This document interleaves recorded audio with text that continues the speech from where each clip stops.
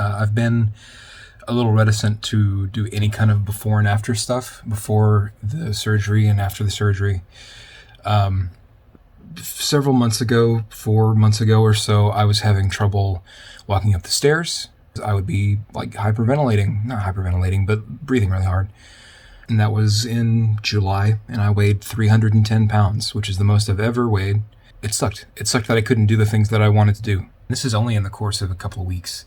I can walk a mile every day and want to walk more. I'm not breathing heavy, and I'm getting faster at it each day. I started off barely making it in 30 minutes because that's my lunch break, and I feel better about things. I feel better about walking and being able to walk because I couldn't have done that. I couldn't have done that in July. And I'll be going into surgery in 10 days. At the end of July of 2020, I weighed 310 pounds. On Friday, April the 2nd, 2021, I weighed 210 pounds. This is the story of how I lost 100 pounds in 8 months. So here I am.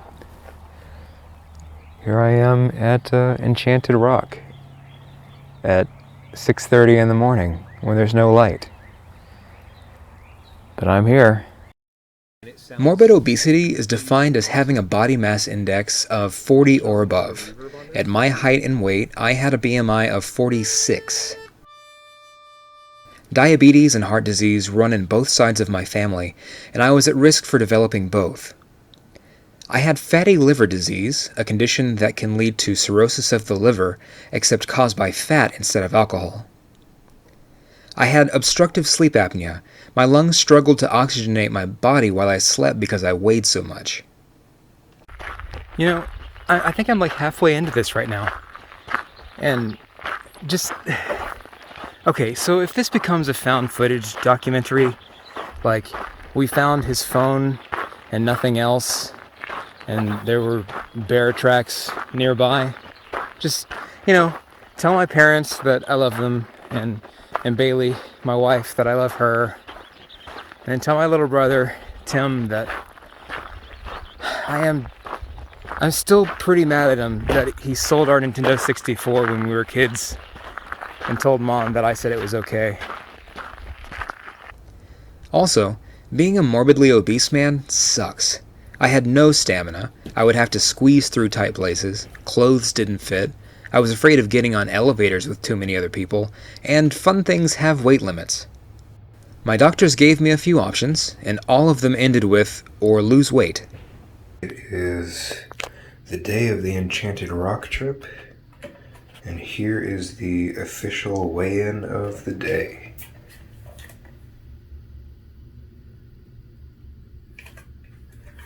208.8.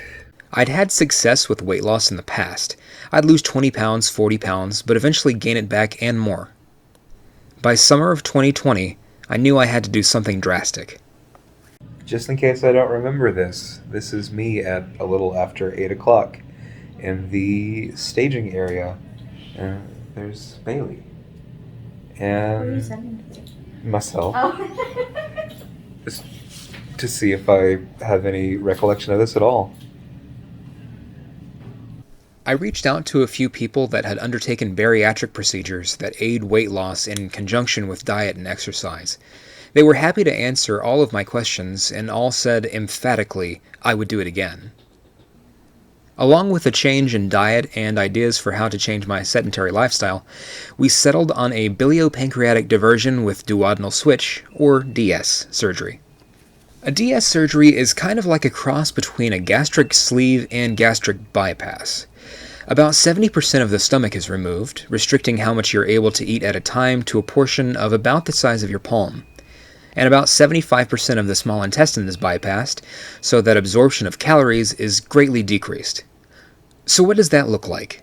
Most people have a stomach that can expand to hold between 2 and 4 liters of food and drink, and produces a hormone called ghrelin that signals the brain that you are hungry. The stomach is followed by about 20 feet of small intestine, where fluid from the pancreas and liver break down the food and its nutrients are absorbed. After surgery, my body would work a different way. the expanding, ghrelin-producing part of the stomach would go away, and I would be left with what amounts to a funnel for food to go into my small intestine. But instead of that food mixing with the fluid from my pancreas and liver right away, those two systems would now take different routes until they met again 5 feet from my large intestine. At 310 pounds, my body needed about 2,816 calories a day to maintain its current weight, and any surplus would be stored as fat or just pass right through me.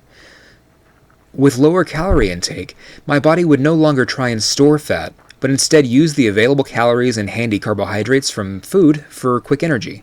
Without excess carbohydrates, the only place my body could get enough energy to fuel me at rest was from the fat I had already stored. This, combined with the fact that I had 75% less intestine to absorb that nutrition in the first place, meant that my body would burn through my fat storage all day long, even while I was at rest. But even more if I exercised.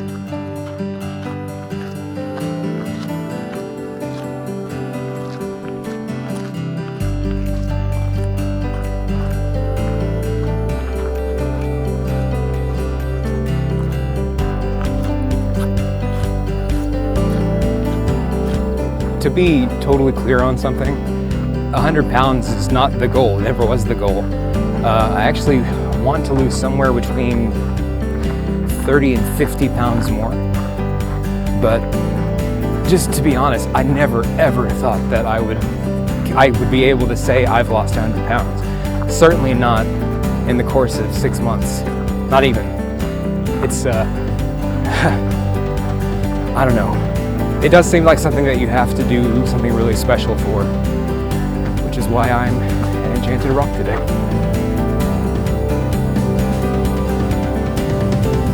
It's really pretty. It's hard to get a sense of scale for how big this is, but right there, there's a tiny little speck. 2 tiny little specks. That's a couple people on top of that. I wonder how far apart these things are from each other. I've seen, 17 of them, but like, I think I'm gonna count my steps to the next one. 270.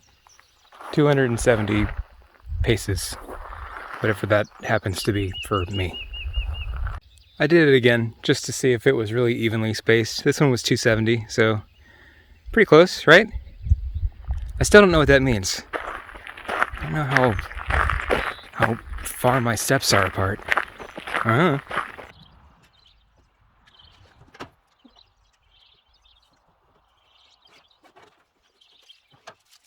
Time for vitamins and breakfast. So this is what breakfast looks like for me now, or what a meal looks like. This is just about the perfect amount that I can fit inside of me now.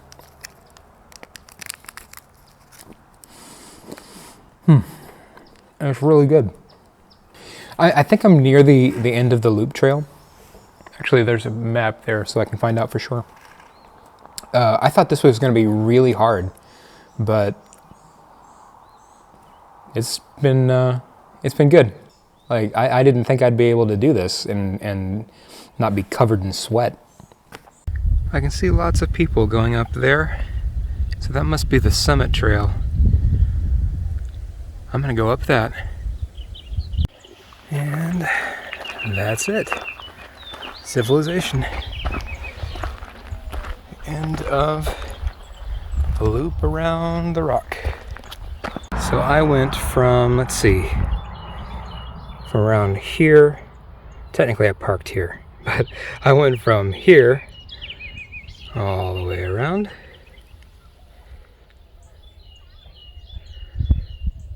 And now I am back to here. And I'm about to go up the summit trail. I'm really excited. There are some weird side effects of losing that much weight that people don't seem to tell you about at first. A short list. My nails are always dirty. Either because I am more active or because my skin doesn't cover up the ends of my nails anymore. I'm not sure. I am always cold. Fat is a good insulator, and I don't have as much anymore. Your body has to adjust to not carrying as much weight anymore, so you get weird pains from muscles that haven't been used in years. Sitting down is way less comfortable without the natural padding. I don't feel lighter at all. I always thought I'd feel like I could jump 100 feet in the air, but I feel exactly the same as before in that respect. My body feels like my body. My shoe size changed. I didn't expect that. My phone doesn't recognize my face to unlock. I think I might not fix it. Yeah, so the summit is a lot harder. This is a makeshift plumb bob, which means that this is level, and that's the grade of the hill. I've been stopped for a few minutes because, man, that's a steep climb. But here are the cool things. I can hug my knees. I haven't been able to do that since I was in 3rd grade. I can fit sideways through the bathroom double doors. Buying clothes is way more fun. I can just pull my leg up to the top of my head and touch the top of my head with my foot, with the bottom of my foot. I'm just blown away by that. That. I can brush my hair with my foot. And I can walk for miles without breaking a sweat or breathing hard. All right, that's the summit. You can see all the way around. After that 45-degree grade, it got a lot easier. But man, that was tough. It was way tougher than the trip around. Man, it's really windy up here, but it's also very quiet. It's very pretty. Oh man, 100 pounds. It's been a pretty good day.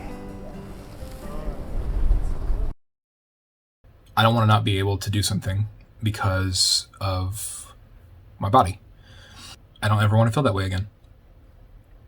And I feel good. I feel like it's going to only get better. So I cannot wait until I don't know. I don't know where it ends.